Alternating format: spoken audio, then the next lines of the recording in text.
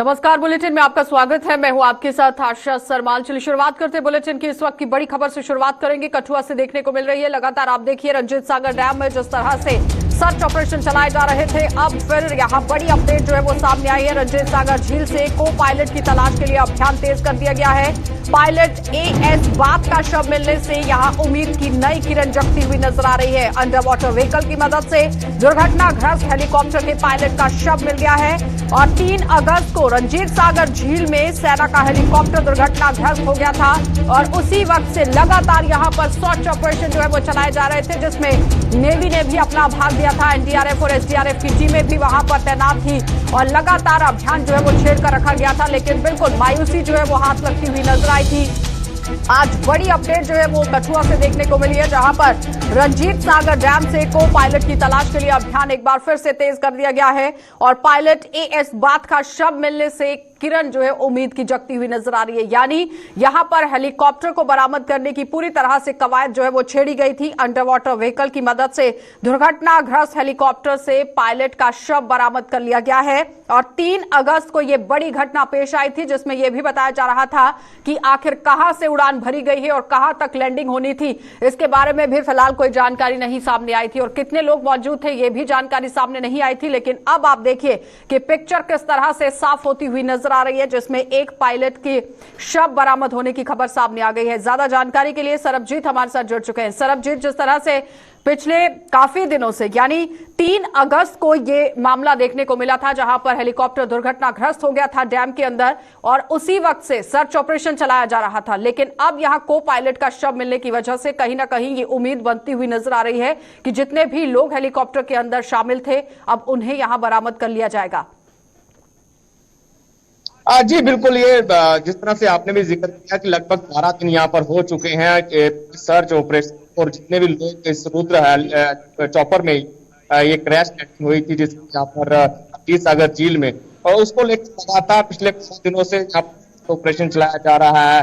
जितने भी पायलट जो 2 सवार थे उनको लेकर यहाँ पर सर्च जो है वो चलाया जा रहा है। एनडीआरएफ की मदद से, नौसेना की मदद से, वायुसेना की मदद। इसके अलावा अगर बात करें तो भारतीय सेना की मदद से यहाँ पर लगातार युद्ध स्तर पर रेस्क्यू ऑपरेशन यहाँ पर चलाया जा रहा था, लेकिन 12 दिनों के बाद आखिर कामयाबी जो है वो सेना को हासिल हुई है और एक लेफ्टिनेंट कर्नल जो इसमें पायलट बताए जा रहे हैं उनका शव जो है वो 80 मीटर पानी के डीप में जाकर यहाँ पर बरामद कर लिया गया है। लेकिन अभी भी को पायलट जो है वो मिसिंग है।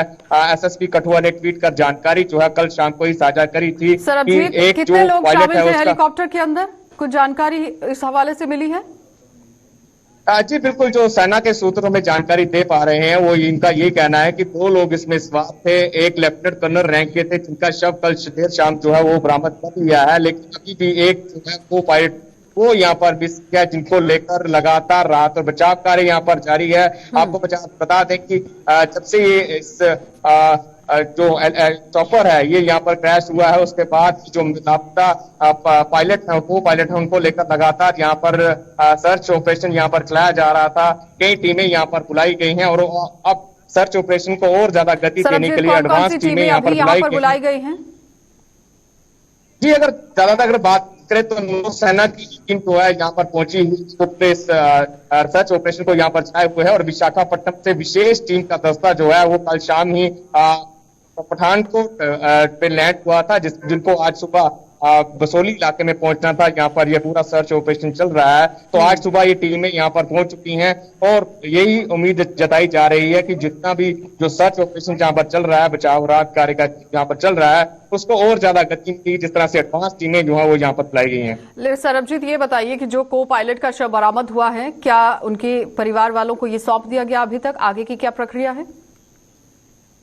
जी बिल्कुल, जिस तरह से सेना के जो सूत्र हैं उनसे हमारी बात हुई है, तो उनका ये कहना है कि जब से ये चॉपर दुर्घटनाग्रस्त हुआ है, जो भी इसमें पायलट और को पायलट उनकी फैमिली जो है लगातार संपर्क आए हुए थे और ये बताया जा रहा है कि वो ममोन आर्मी एरिया में यहाँ पर डेरा जमाए हुए थे, लेकिन कल यहाँ पर एक लेफ्टिनेंट कर्नल का यहाँ पर शव बरामद हुआ है, तो उसको भी देर शाम जो है मिलिट्री हॉस्पिटल पठानकोट शिफ्ट कर दिया है और उनके फैमिली मेंबर्स जो है उनको भी इस बात की जानकारी दे दी गई है। चलिए सरबजीत, बहुत बहुत धन्यवाद जुड़ने के लिए। तो फिलहाल आपने देखा कि सरबजीत हमारे संवाददाता हमारे साथ जुड़े हुए थे, जो बता रहे हैं कि किस तरह से रंजीत सागर डैम के अंदर एक बड़ा सर्च ऑपरेशन एक बार फिर से चला दिया गया है। विशाखापट्टनम से यहाँ टीम जो है वो पहुंची हुई है और दूसरे जो पायलट हैं उनका भी शव बरामद करने की पूरी कवायद यहां पर तेज कर दी गई है।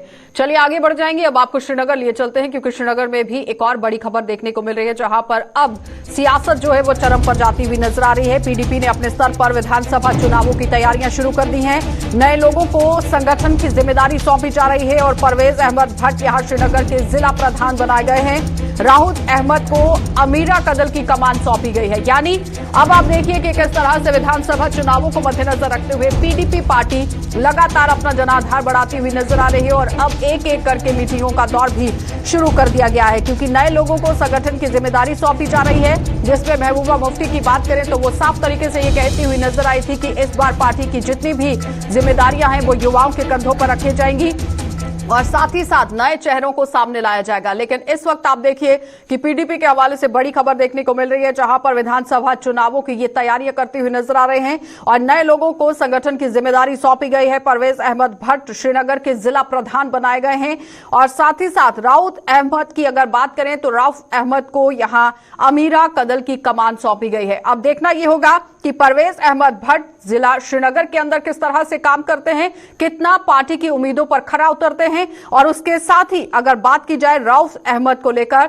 जिन्हें अमीरा कदल की कमान सौंपी गई है, तो ये किस तरह से पूरा काम वहां पर करेंगे ये आने वाला समय बताएगा। लेकिन इस वक्त पीडीपी पार्टी पूरी तरह से अपना जनाधार बटोरती हुई नजर आ रही है। एक एक करके बयानबाजी भी महबूबा मुफ्ती की तरफ से पहले देखने को मिली थी, लेकिन अब आप देखिए कि पार्टी की रणनीति किस तरह से तैयार करने की कोशिश की जा रही है, क्योंकि विधानसभा चुनावों को मद्देनजर रखते हुए अब पार्टी जो है वो अपने आप को किस तरह से जमीन पर उतारेगी ये देखने वाली बात है, क्योंकि नए चेहरों को सामने रखने की कोशिश हो रही है और साथ ही साथ जिस तरह से पहले ही यहां महबूबा मुफ्ती जो कि पीडीपी की अध्यक्षता है करती हुई नजर आती हैं हर वक्त, और उन्होंने साफ तरीके से ये कहा था कि इस वक्त यहां वो युवाओं के तरफ ही ध्यान देने की कवायद शुरू कर चुकी हैं और युवाओं को लेकर काम करना बहुत जरूरी है। नए चेहरों को पार्टी के साथ जोड़ा जाएगा, नए चेहरों को पार्टी में लाया जाएगा, शामिल किया जाएगा और ज्यादातर ये भी देखा गया कि किस तरह से सीनियर लीडर्स जो है वो पीडीपी पार्टी से किनारा करते हुए नजर आए। लेकिन उसके बावजूद भी अब एक बार फिर आप देखिए कि पीडीपी के हवाले से किस तरह से एक और बड़ी अपडेट जो है वो देखने को मिली है, जहां पर नए लोगों को संगठन की जिम्मेदारी सौंपी गई है और जिन लोगों को ये संगठन की जिम्मेदारी सौंपी गई है उन पर एक भरोसा यहां पर जताया गया है। लेकिन ये सब लोग पार्टी के भरोसे पर कितना कायम उतरेंगे ये बहुत बड़ा सवाल है, क्योंकि विधानसभा चुनावों को मद्देनजर रखते हुए अब कहीं ना कहीं पीडीपी पार्टी अपनी पैठ बनाती हुई पूरी तरह से नजर आ रही है। सैयद तजम्मुल हमारे साथ हमारे सहयोगी जुड़ चुके हैं। तजम्मुल, सबसे पहला सवाल तो यही है कि विधानसभा चुनावों को लेकर पूरी तरह से रणनीति जो है वो तैयार करती हुई नजर आ रही है। सबसे पहले ये बताइए कि क्या कुछ रणनीति यहां पर तैयार की गई?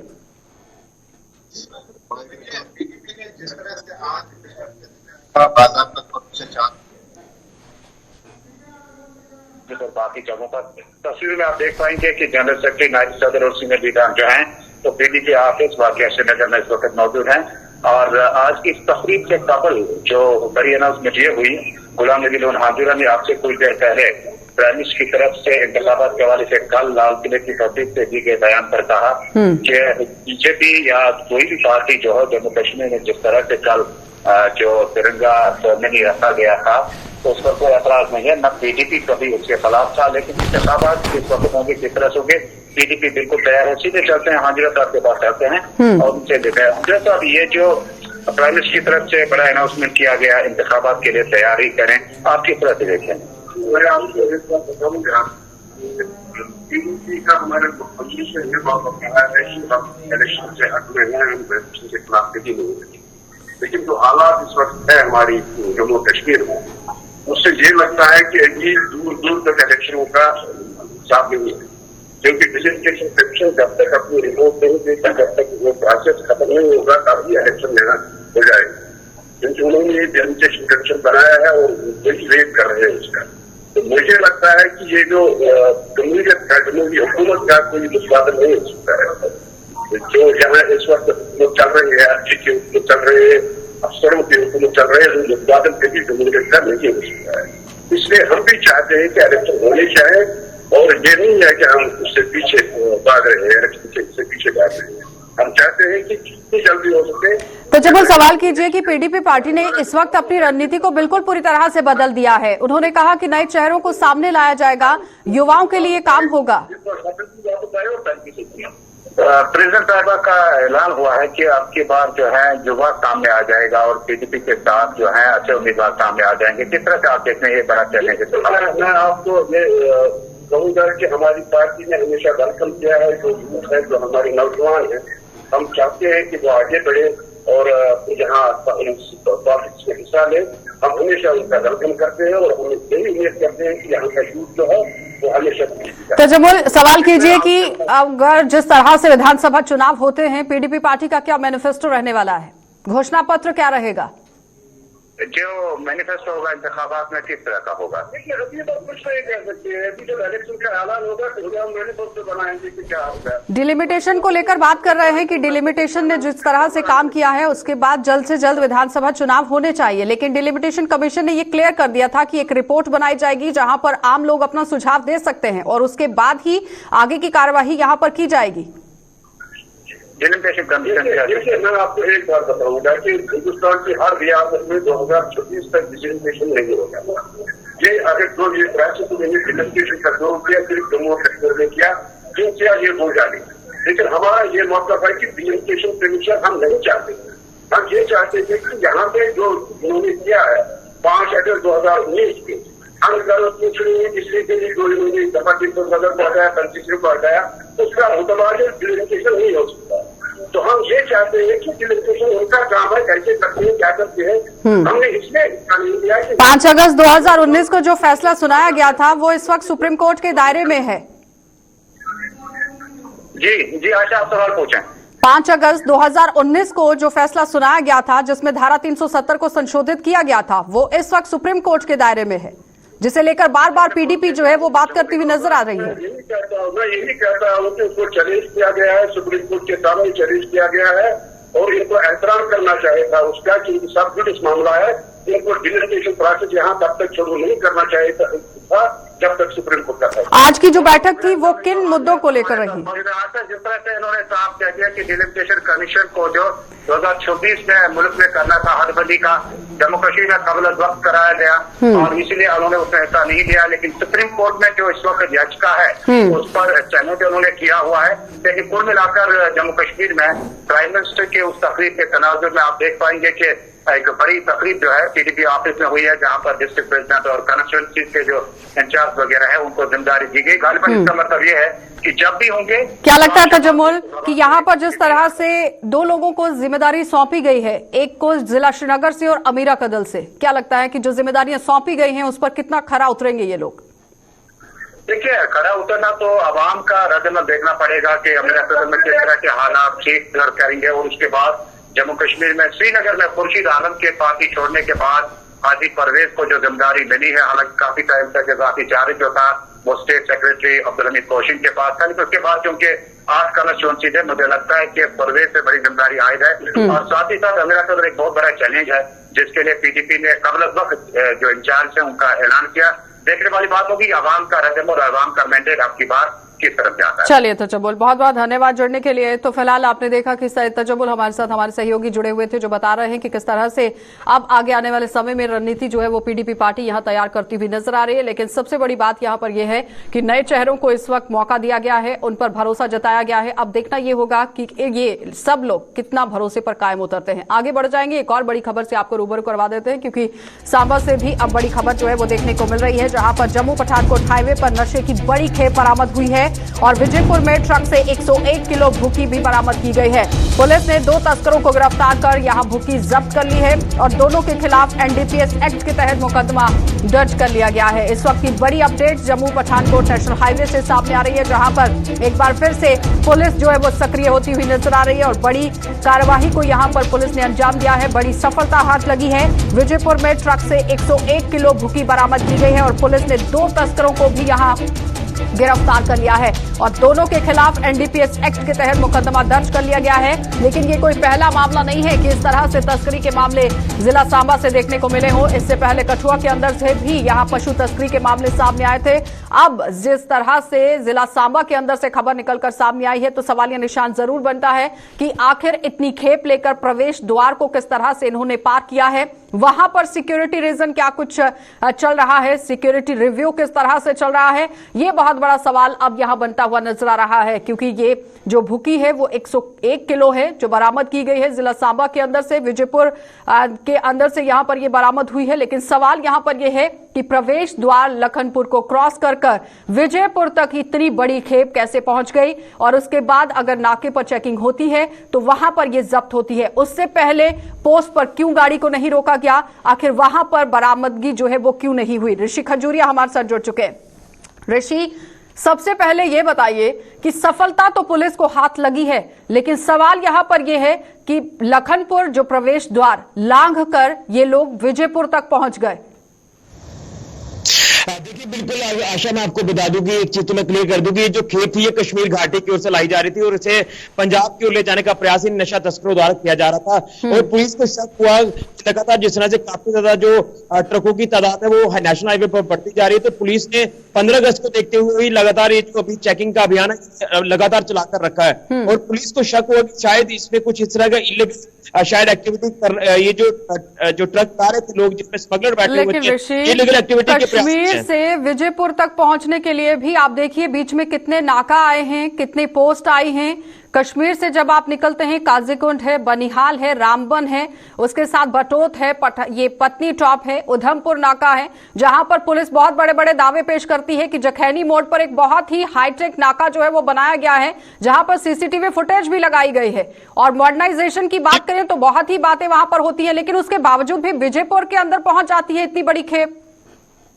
देखिए, बिल्कुल ये सवालिया निशान जरूर है कि कहीं ना कहीं कितने ज्यादा नाके कर ये विजयपुर तक पहुंचा। और इसमें जो बता दें कि गत्ता लोड किया हुआ था, गत्ते की आड़ थी, ये बहुत बड़ी थी जो भुक्की की बरामद की गई है। 1 क्विंटल से ज्यादा ये खेप थी और इस जो ड्रग स्मगलर थे, जो ड्रग पैडलर्स को भी गिरफ्तार हुए खेप लेकर कश्मीर पंजाब की ओर जा रहे थे। लेकिन बड़ी सवाल बड़ी बात यह है कि अगर अलग पॉइंट पर कैमराज लगे हुए तो क्यों ताला नहीं किया, क्यों इनके एक्शन नहीं किया जाए। लेकिन आपको बता दें कि पुलिस को जब इनपुट मिलता है और उसी इनपुट के आधार पर पुलिस काम करती है और उसके बाद एक्शन में आती है। और इसी तरह से ये एम जो अस्पताल बन रहा है विजयपुर में, उसके नेशनल हाईवे पर ये ट्रक को रोका गया और चेकिंग के दौरान इसमें ये सबसे बड़ी खेप जो भुक्की की बरामद की गई है और दोनों के ऊपर एनडीपीएस एक्ट के तहत मामला दर्ज हो चुका है। लेकिन कहीं ना कहीं आपको बता दें कि पुलिस एक तरफ काम कर रही है कि हम नशे को समाज से पूरी तरह से खत्म करेंगे, नशा तस्करी के खिलाफ अपने अभियान को तेज किए हुए हैं। लेकिन सवाल आखिर यह है कि चाहे लखनपुर की बात करें कि लखनपुर से इलीगल जो मटेरियल है वो जम्मू कश्मीर में किस तरह से पहुंच जाता है और कश्मीर घाटी से अगर ये बाहर तक मटेरियल जा रहा है, पंजाब की ओर जा रहा है या दीगर अलग अलग स्टेट की ओर जा रहा है, तो वहां पर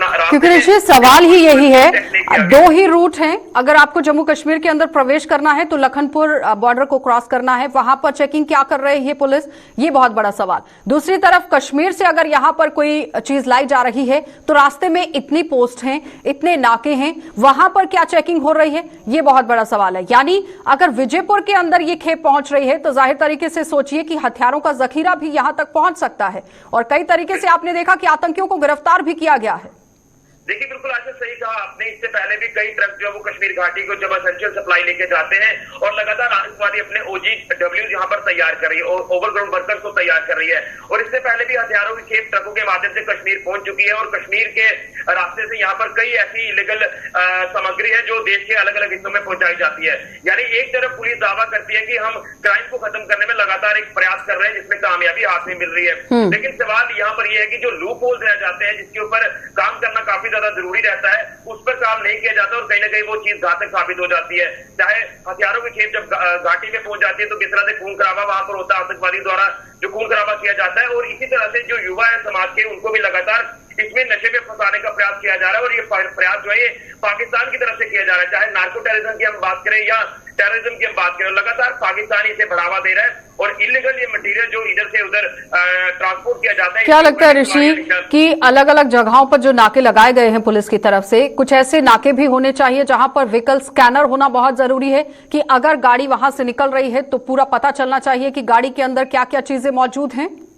बिल्कुल आशा, अगर क्राइम को खत्म करना है और इस तरह के आतंकवादियों की जो गतिविधियां की जाती है उसके ऊपर अगर नकेल कसनी है, उसके ऊपर अगर नजर रखनी है, तो इस तरह के स्कैनर्स लगाना काफी ज्यादा जरूरी है।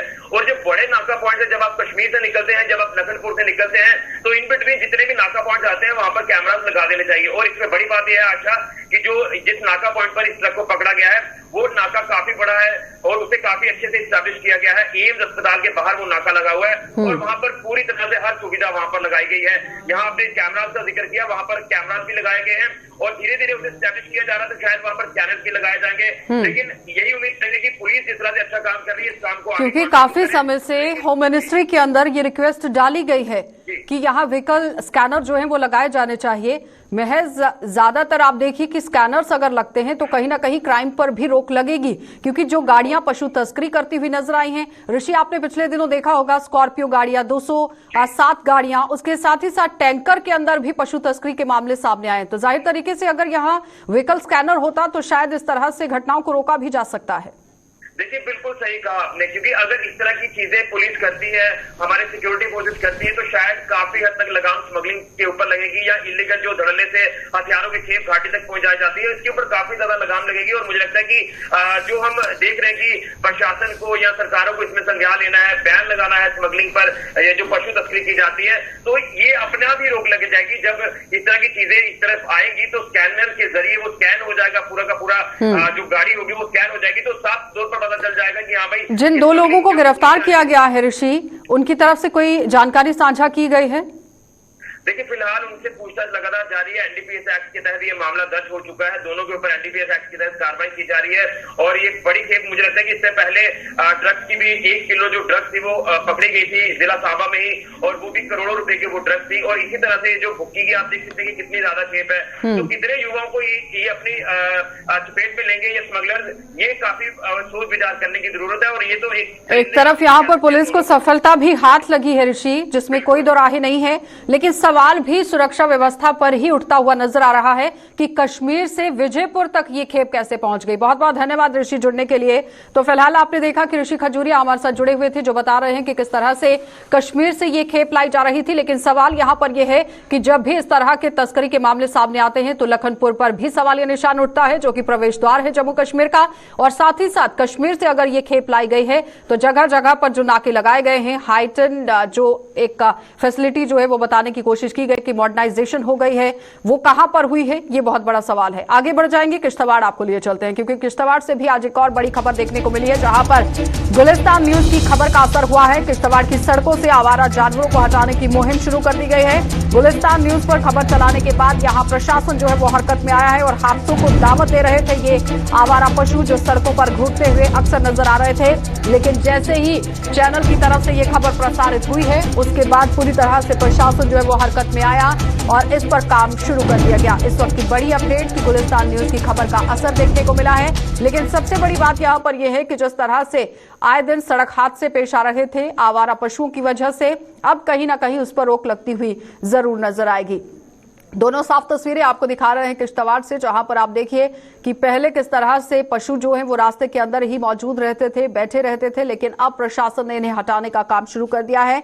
और गुलिस्तान न्यूज पर जब ये खबर प्रसारित की गई है उसके बाद प्रशासन हरकत में आया है और प्रशासन ने यहां काम करना शुरू किया है। लेकिन सवाल यहां पर यह है कि जब भी प्रशासन हरकत में आता है तो उससे पहले खबर चलाई जाती है और उसके बाद संज्ञान यहां पर लिया जाता है। इससे पहले ही अगर पूरी तरह इलाके की रेकी की जाए, छानबीन की जाए, संज्ञान लिया जाए तो जाहिर तरीके से लोगों को फायदा जरूर हो सकता है। इसी पर ज्यादा अपडेट के लिए अजय शान हमारे साथ जुड़ चुके हैं। अजय, जिस तरह से आप ही ने खबर प्रसारित ये करवाई थी, लेकिन अब प्रशासन कहीं ना कहीं जागता हुआ नजर आया है। जी बिल्कुल आशा, देखिए बड़ी बार लोगों ने ये कंप्लेंटें की कि यहाँ पर जो आवारा जानवर है, आवारा तो नहीं कह सकते, पालतू जानवरों को दूध लेके बाहर छोड़ दिया जाता था, मालिक उनका कोई ध्यान नहीं रखते थे, जिस वजह से कई हादसे हो रहे थे। तो जब हमने ये स्टोरी ब्रेक की तो उसके बाद अब कहीं ना कहीं प्रशासन हरकत में नजर आया, खासकर जो म्यूनिसिपैलिटी किश्तवाड़ है, जिसको लेकर कई सवाल खड़े होते हैं और हमेशा उंगलियां खड़ी रहती हैं कि आंखें मूंदे बैठा है ये, चाहे गंदगी का मामला हो या एनक्रोचमेंट का मामला हो या ये आवारा पशुओं के घूमने का मामला हो, तो तब अब कहीं ना कहीं उनकी आंख जागी है जब हमने स्टोरी ब्रेक की है। क्या लगता है कि जब चैनल पर खबर प्रसारित की जाती है उसके बाद प्रशासन हरकत में आता है, उससे पहले ही प्रशासन को संज्ञान लेने की जरूरत है कि कहां पर आम लोगों को समस्याएं झेलनी पड़ रही हैं और उस पर काम किया जाए? जी बिल्कुल, जैसे एक अधिकारी का जो दायित्व है, खाली करप्शन पैसे खाने से नहीं होती, अपना काम ना करने को भी हम करप्शन बोलते हैं।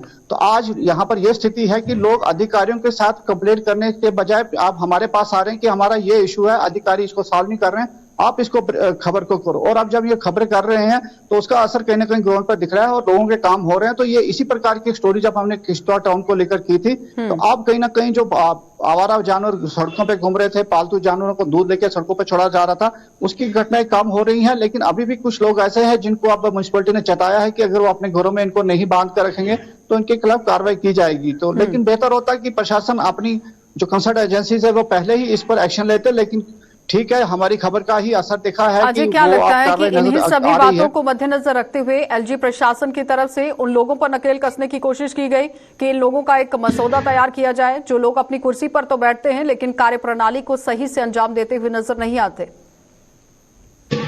जी बिल्कुल, जो डेडवुड को लेके कार्रवाई हो रही है वो इसी को लेके हो रही है कि कुर्सी पर तो बैठते हैं लेकिन जो दायित्व उनको दिया गया है उसका वो निर्वाह नहीं कर रहे हैं, जिस वजह से पब्लिक में क्राइसिस बढ़ रही है और अल्टीमेटली और सरकार को उसका खमियाजा भुगतना पड़ रहा है। तो इसी प्रकार के डेडवुड कई किश्तवाड़ में भी देखने को मिल रहे हैं। देखना होगा कि आगे जाके क्या कार्रवाई होगी। लेकिन इस तरह के लोग कई किश्तवाड़ में देखे जा रहे हैं जो कुर्सियों पर तो बैठे लेकिन अपना काम नहीं कर रहे हैं, जिस वजह से लोगों को दिक्कतों का सामना है। तो फिलहाल आपने देखा कि अजय शान हमारे साथ जुड़े हुए थे, जो हमें पूरी जानकारी दे रहे थे कि किस तरह से आप देखिए कि प्रशासन के लोग जो हैं वो काम करते हुए नजर आ रहे हैं। लेकिन सवाल यहाँ पर यह है कि जिन लोगों को कुर्सी दी गई है बैठने के लिए, यानी जो अफसर हैं, यहाँ पर जितने भी ऑफिसर रैंक के लोग हैं, उन्हें अपने काम को अंजाम देने की काफी जरूरत है कि अगर आम लोगों को कोई समस्याएं वहां पर झेलनी पड़ रही हैं तो उस पर किस तरह से संज्ञान लिया जाए, वो उन्हें यहाँ पर जानकारी लेना बहुत जरूरी है। आगे बढ़ जाएंगे। बीएसएफ के डीजी एसएस देसवाल ने जम्मू कश्मीर में बढ़ती हुई आतंकी गतिविधियों को लेकर कहा कि बीएसएफ हालात पर नजर बनाए हुए है और इसके अलावा सीमा सुरक्षा बल के जवान सीमा के उस पार की गतिविधियों पर भी नजर बनाए हुए हैं। डीजी बीएसएफ ने कहा कि यहाँ बीएसएफ हर चुनौती का सामना करने को बिल्कुल तैयार है। उन्होंने ये भी बताया कि बीएसएफ पड़ोसी देश से हुए समझौते का पालन करती है और बीएसएफ की ओर से भी कभी भी इन समझौतों का उल्लंघन नहीं किया जाता। और ये बात डीजी एसएस देसवाल ने सुचेतगढ़ की भारत पाक सीमा पर स्थित ऑक्ट्राई पोस्ट पर मीडिया को संबोधित करते हुए कही। इसके अलावा डीजी बीएसएफ के जो लेजर अलार्म सिस्टम है, इसको लेकर भी बात की गई। उन्होंने कहा कि जम्मू कश्मीर में लेजर अलार्म सिस्टम के 2 पायलट प्रोजेक्ट शुरू किए गए हैं जिन पर काम चल रहा है। और इसके अलावा डीजी बीएसएफ ने और क्या कुछ कहा, देखिए। देखिए, चैलेंज तो हमेशा किसी न किसी रूप में रहता है और हम ट्रेन हैं हर प्रकार के चैलेंज को एक्सेप्ट करने के लिए, हर प्रकार के चैलेंज को मीट आउट करने के लिए। तो चैलेंज आएंगे और हम भी अपनी तैयारी को मजबूत करते जाएंगे। तो आज के दिन भी यही स्थिति है कि जो भी चैलेंजेस हैं उनको सॉर्ट आउट करने की हमारी पूरी की पूरी ताकत है। देखिए, अटेम्प्ट्स तो बहुत लंबे टाइम से होते रहे, लेकिन हमने उनके सारे अटेम्प्ट्स को फेल किया है रेगुलर।